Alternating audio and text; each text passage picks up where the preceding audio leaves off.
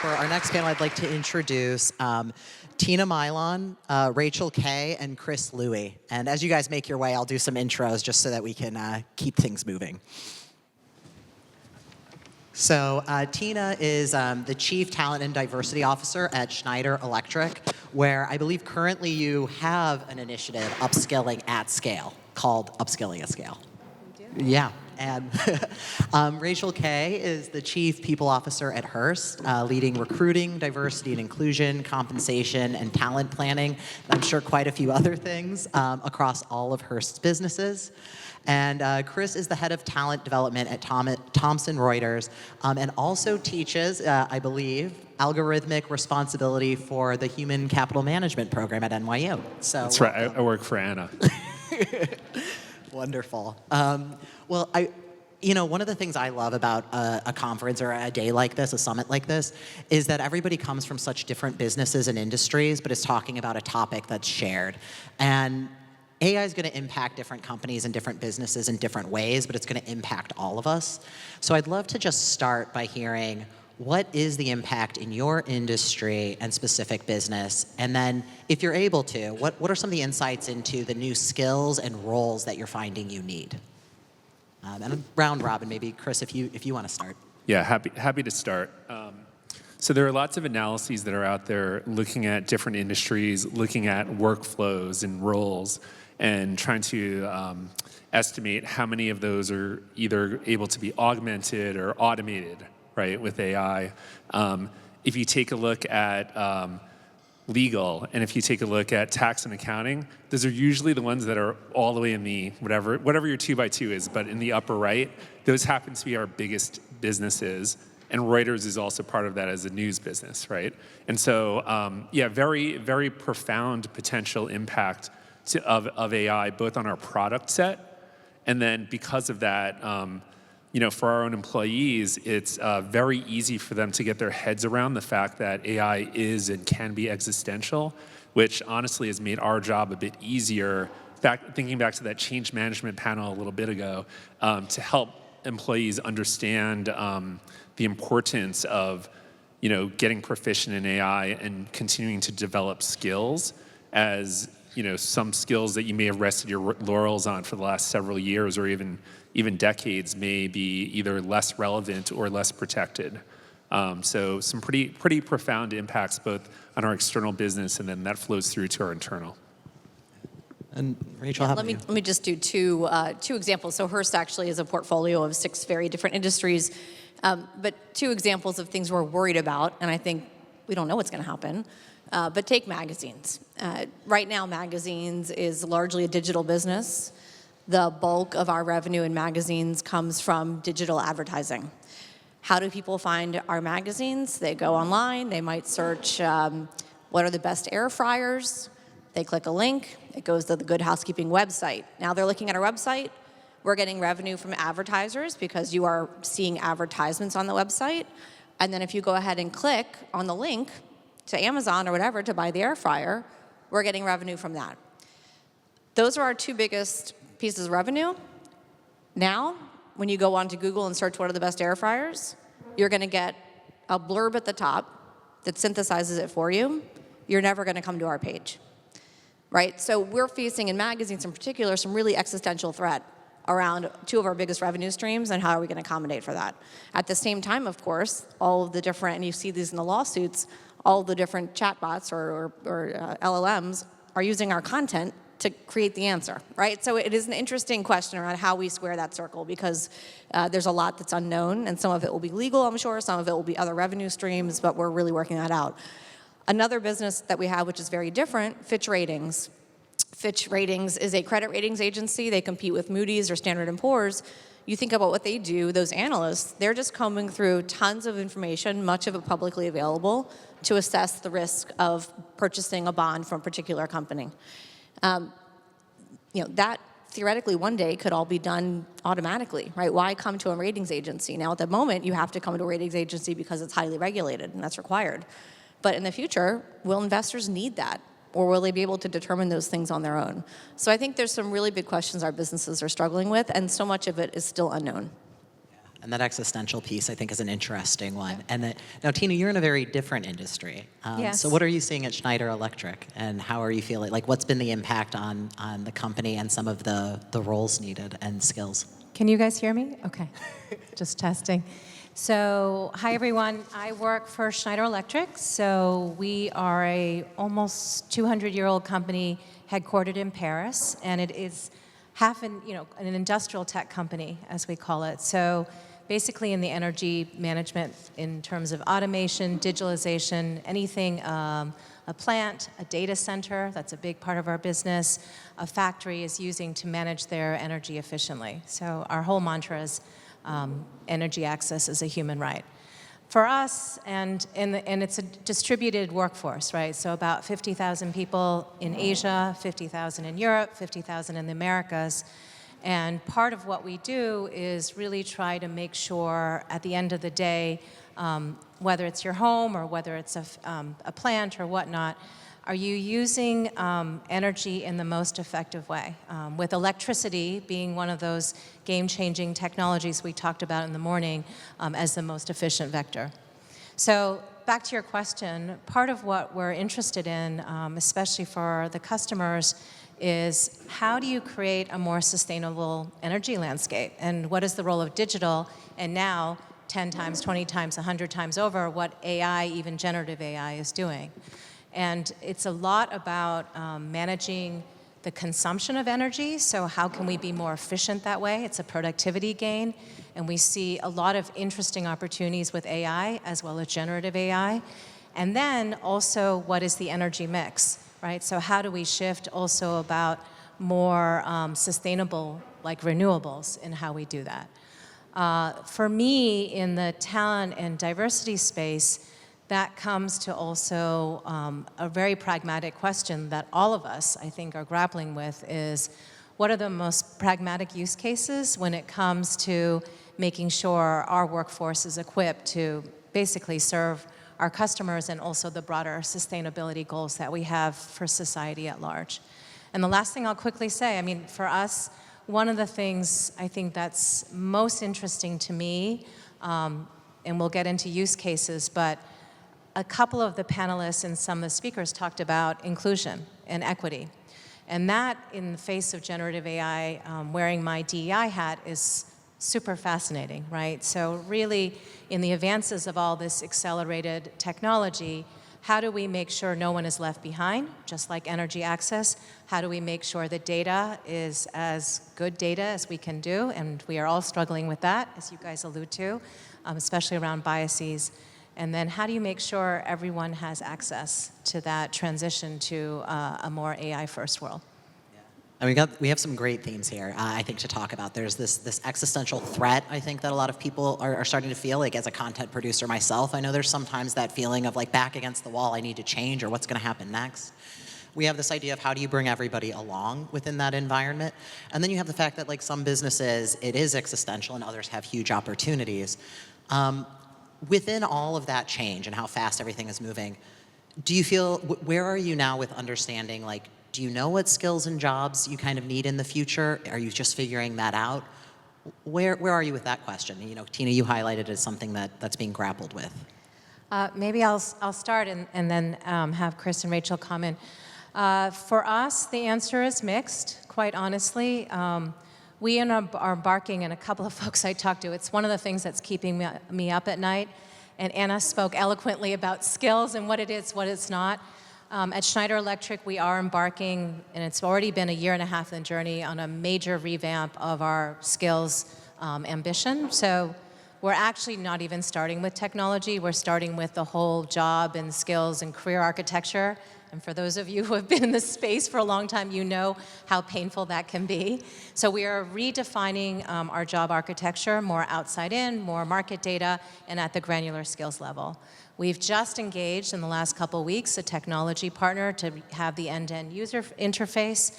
And for us, it's really starting with the most critical skills, which I think will be familiar to all of us. Technical skills for our R&D area, especially around engineering, digital, AI, though probably more even on software development for us, and certain human skills. And this is where we're trying to codify in the system, in the user experience, where people are, what the gaps are, how do you have the pull-through when it comes to truly upskilling people at scale. And we are 150,000 people, like I said, so every year 15% are turning through hiring, but the 85%, I mean, that's the mighty majority of folks that we want to very much be ambitious and also focused on how to support them in their upskilling. Yeah, I don't think we know what the skills are we're going to need or the roles are going to be, because so much of it still is unknown in terms of what our future business model looks like. I think what I'm struck by right now is that the most important skill at the moment seems to be curiosity. And what I love about this and living through this moment is, in some ways, how egalitarian it is, because nobody has the answers. And so that means the answer can come from anyone. I mean, at Hearst, one of our new folk heroes is this guy named Mike McCarthy, who was hired a year ago as a salesman in our Connecticut newspapers. And he kind of, just like Jennifer was describing, when the ability to create your own GPTs launched, he was one of the first people just to dig in and start playing around, and he created a whole raft of GPTs. One is the skeptical buyer GPT, so a salesperson can go on and practice their pitch. Another is the deck creator GPT, where he has like 10 different GPTs just for newspaper sales. And he started playing with them on his own. He got his team to use them, and all of a sudden, other people across our newspapers businesses are picking them up, and now he has a new job. He's head of AI for newspapers. So, just thinking about, would you have picked a first-year salesman from our Connecticut newspaper as the future leader of our newspaper's AI efforts? I never would have, right? If I was looking for the skills for that role, I wouldn't have thought, let me go find a guy who's really great at sales in Connecticut.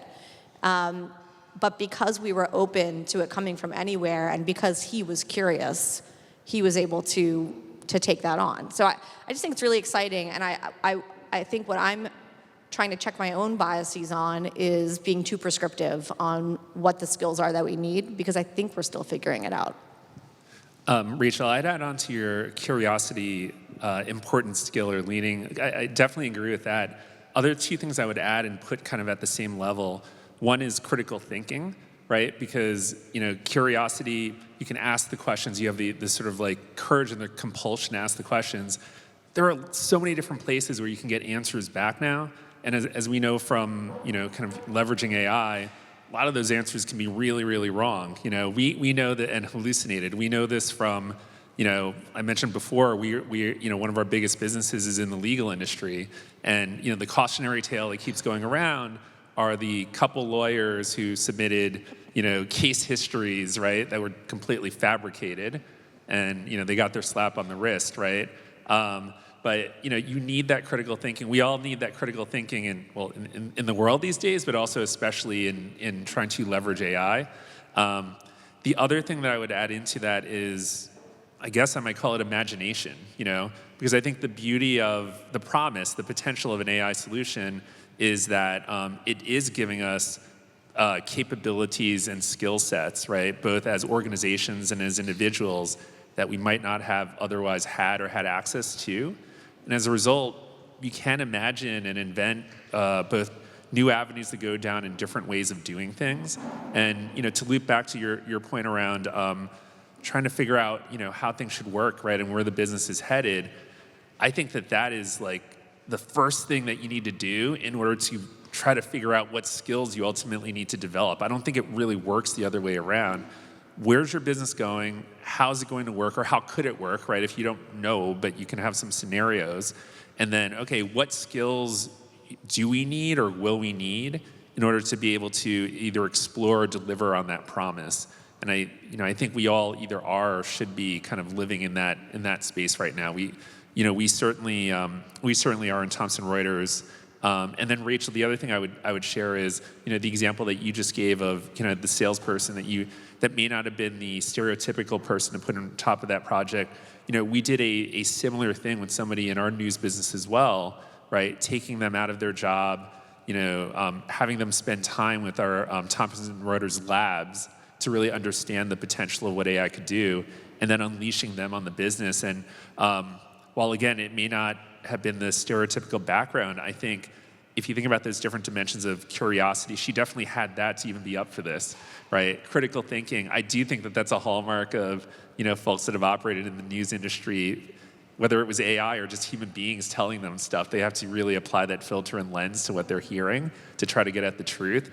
And then the imagination piece, I think, what better person to kind of like, dream up than somebody who's been living in one place, but with the, and has that kind of like expertise of, hey, what was painful or what has been painful and what could be better. Yeah, and it's interesting, like as we're highlighting these skills, like kind of the three big ones I heard were curiosity, right? Critical thinking, imagination, and then even the word upskilling. And the big word that comes to mind for me is this idea of learning, right? And one of my favorite business quotes is from a guy named Ari DeGoose, who said, learning faster than the competition is the only sustainable competitive advantage, especially in these sort of like fast-moving times.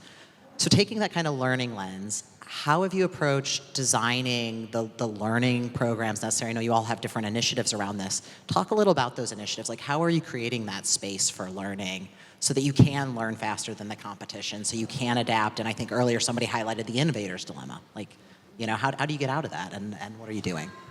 One of the things that we've done is actually to go right at what you just mentioned of creating the space. So, I don't know that this is completely novel. I think many companies have taken a stab at doing things like having a focused or dedicated and regular learning day or learning week or learning month. And it sounds like, listen, we should always be learning, and therefore, why do you need to just dedicate a day? Having said that, there's a lot of stuff we should be doing, and it's just how do you demonstrate to your organization that, hey, this is really important, that it is a priority at the level of the other things that you are doing, and we are in a concerted way together going to block the time. So that's what we've done. Every quarter we have a learning day. We instituted that in early 2023. Probably not coincidentally, the first learning day was dedicated to AI. So we had sessions on, AI and LLM 101, AI in our products, AI in our internal operations, and then a workshop on AI in your job. We ran that, multiple versions of those sessions across time zones so people could get the benefit of live. And again, that demonstrated to people to make time for learning. And it also became a key pillar of our approach to getting our workforce, kind of spun up on AI, which is, we tried to go broad in educating. This, again, was an example of that education. Enabling, so we put, effectively a privacy-protected version of ChatGPT in everybody's hands, right? And then experimenting, both with that solution and then through hackathons, et cetera, right? To just show people that not only was it okay to experiment, but that it was valued. And then the other piece of that AI learning was actually focused, right? So, we had a bit of a SWAT team that would go in with individual organizations and with their leaders to help diagnose where the biggest business needs, and therefore potential AI use cases might be, and figure out how technically, operationally, and procedurally, and from a human standpoint, we may help them to get over the hump to actually like enable their workforce to realize those use cases. So that's kind of the approach that we took, and there was specialized, function-specific learning that went along with those focused approaches. We're really trying to move away, and we're not really there yet, from learning hours. So coming from a very KPI, somewhat traditional learning environment around the world, when I joined the company 8 years ago, it was like this obsession, like tracking every little thing. You had to mark it in your LMS. So we are similar, and I think we've like borrowed your phrase as well, because our campaign is around creating time and space to learn. Now, the thing is, by freeing that and encouraging people to really upskill, at the same time, we are very focused on codifying that data. So that's why, back to the skills transformation, having a system to do that. And sometimes it sounds a little harsh, but also saying this is about us staying ahead of competition, growing the business, but you grow yourself, you grow the business. So that whole expectation is, it's your job. it's your job to upskill, stay relevant. The company has to do its part to provide the great user experience, the great content, but that mindset shift we're trying to message more and more. It's not easy. Everyone's still used to how many trainings do I take, which ones are mandatory, like how many hours, and that broader shift is something we're trying to implement.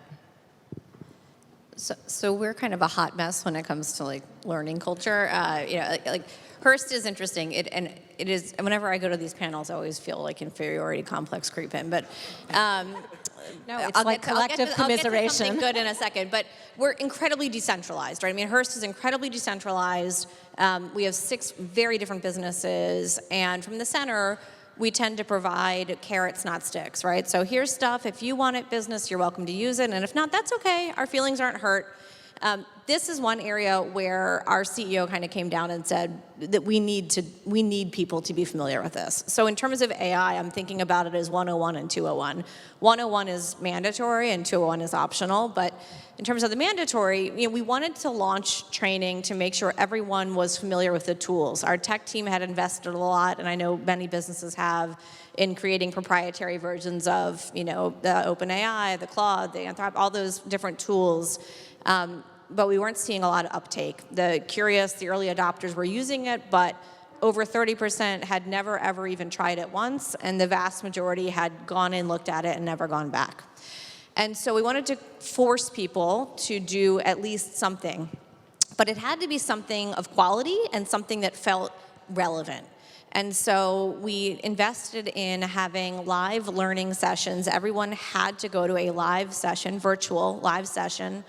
And it was customized based on your job function and your business. And so we had 17 different versions of the training, and we delivered the training over 100 times.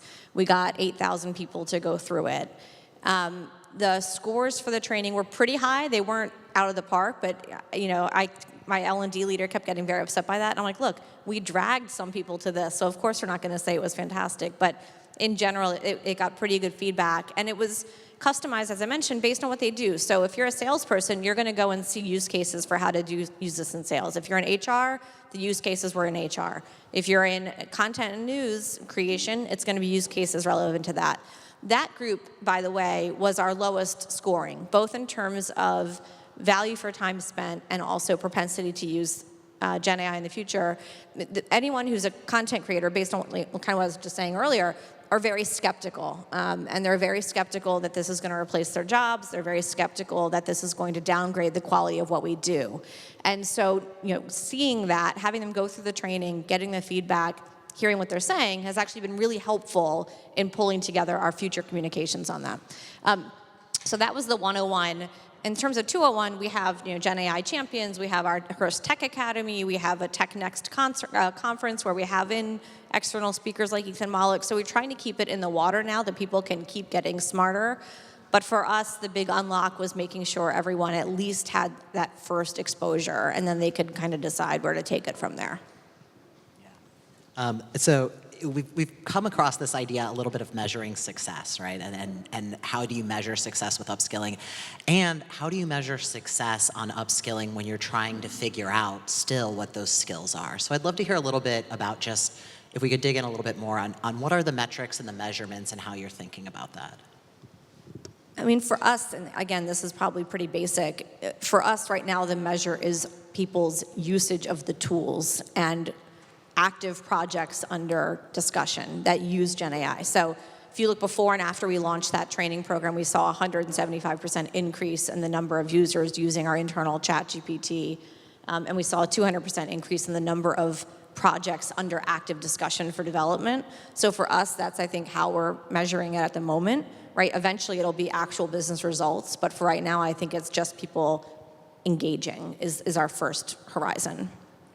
I think for us, just simply breaking down more maybe soft or human skills versus the technical skills and the digital skills. On the latter, maybe we're over-engineering it, as Schneider typically does, but we are going hardcore in codification, certification levels. What's helped me is it's allowed me to put more business case to also frankly, outsource a little to go faster. So meaning going to like a Coursera or a platform where it's fairly structured, you can cater it by certain domains, because we have this habit of wanting to create and build because we think we know it all, and that takes up a lot of time as well.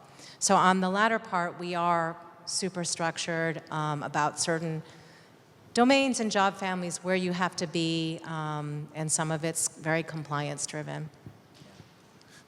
We are having very active debates right now about this very question, and the different metrics, including the activity and usage metrics that Rachel that you just shared, and then some of the trying to be more regimented about what do you need to actually have developed, and have you spent the time to develop it in these specific functions, et cetera. Those are certainly some of the things that we are we have been measuring, but that we are talking about because we're trying to figure out what are our top 2 or our top 3 things, right? We all have hundreds of things that, metrics that we look at. One thing that we are talking about is trying to get past the activity, kind of to your point, and thinking about the outcomes. And, one set of outcomes from the employee or from the colleague standpoint that we've talked about kind of gets at, I think, a core belief of, we talk about skills all the time. Literally, we in this room talk about skills all the time. And I think to, any individual employee, right, who might be thinking about themselves, I don't think that skills is the thing. I don't think they can think about skills, but they think about skills as a means to an end, right? And I think that the end is often near-term and long-term career growth, career opportunities. Having a job that I like or I'm excited about, having things that I can go to that I might be even more excited about in the future or work toward, right? So in that vein, the engagement survey that we put out has, like everybody else's survey does, statements, right, that we ask the degree to which you agree or disagree on it, and statements around, I believe I'm growing my career at Thomson Reuters, or I believe I'm developing the skills that I need to be able to do my job or unlock future opportunities. We're looking at those measures and we're thinking about those measures very seriously. Those have improved, by the way, over the last couple of years, but we want to keep that going. And so we're thinking about that from the colleague standpoint. From the business standpoint, I don't know how many of y'all, talk about workforce planning all the time or strategic workforce plans. We certainly do, right? And if you think about it theoretically, there's a case to be made of, okay, delivery against your really, great crystal ball defined strategic workforce plans in terms of the skills that you will need. If we could somehow both get to those plans in a good way and then assess the degree to which you've developed those skills so that you're hitting on your plan, right? You're delivering on your plan, which means that you have the talent that you need now and in the future to address business needs. That would be really great. Are you 90% of the way there, or are you 50% of the way there? A lot of the stuff I just said, we don't have those things solid. But theoretically, if you did, that feels like something that could be really, great and on target with delivering for the business. We're going, and it's not perfect, but we're doubling down so much on skills and listening to you guys and the audience. If I'm going the wrong way, you guys need to tell me and I need to pivot because I'm oh my God. But one quick thing that Anna said that really resonated with me also, I totally agree, Chris, that skills isn't the end all be all. It's the growth and the career evolution of employees. That's super important. When we make talent decisions, we actually have that sequence, meaning we do start with skills and qualifications, right, to be able to do the job. And then we do 2, and this is small scale, maybe that's the top 1,000 jobs, but we look at 2 factors. So you look at skills, and then we look at kind of your preferences, right? A little bit more psychometric. And then we look at strategy. So you may have skills where you're a really strong communicator, and then in your preferences, you're a huge introvert, like myself. And then you look at the strategy, but Tina might be good at communications, she's but she's a huge introvert, yet what does she do strategically, right? That's what is she actually doing about it? And that formula we're testing it, and it works pretty well, right? That's back to the holistic, beyond skills. How do you really grow a talent and assess a talent? So I know we're coming up at time, but I have to get one last question in here because you just teed it up so beautifully, which is, you know, we started the day talking about this great promise of AI to really personalize knowledge to each of us if it has the context it needs.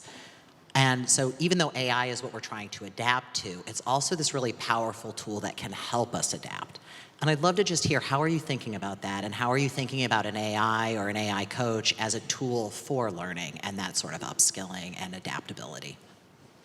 I mean, whether it's a coaching tool or AI in general, right? I mean, AI is great at teaching things it already knows. I mean, I see this personally with my kids, right? You can go on and generate quizzes for, you know, my son had to read the first 60 pages of Fahrenheit 451, ask 6 questions that would test to see if my son had actually read the first pages of Fahrenheit 451. Worked great, and he had. No, but I think it is great to reinforce things you already know, right? So I think it can be used either in this coaching context or even just, you know, I want to test my ability to, you know, to articulate, you know, a philosophy for this or an approach to that. What are some questions I might get asked, or what are some things I should be thinking about, right? So I think the tools are out there to use already that can hold yourself accountable in your own learning journey, whether it's customized for that purpose or not. A lot of them are just generally good at it. So, you know, I haven't thought yet about how to formally incorporate it, but it is something we tell people is, you know, once you've learned something, those same tools you just learned can now help you to retain that learning, and you should be thinking about how you do that on a regular basis. So that's just what I'm thinking. Yeah, I'll add on to that of, I feel like with most problems, most business problems or situational problems, the answer is usually within the person. It's usually within you, and you just need something to help you kind of like pull that out. Most of the time, not all the time. Sometimes I have no idea. The answer is not in me. You know, I think an AI solution, a coaching solution can help. A great coach can help with that. I think a coaching solution can help with that. And then the other thing I think is we don't scale. You know, what HR learning organization here is built to scale in anything that remotely looks like a one-to-one way, at least for most of the population, right? And so part of the beauty of this is it can scale, you know, and it can personalize. For me, just to add, it is, to me, I think of it, AI, especially generative AI, as augmentation and acceleration, and nothing replaces the human touch. So high tech and high touch go well together, and the choices we make will have big implications.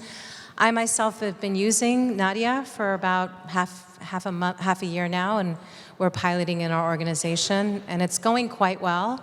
And I shared this with Parker, but at the same time, my chief AI officer has been on my case, like going, pay attention to this, da-da-da-da. They were super nervous.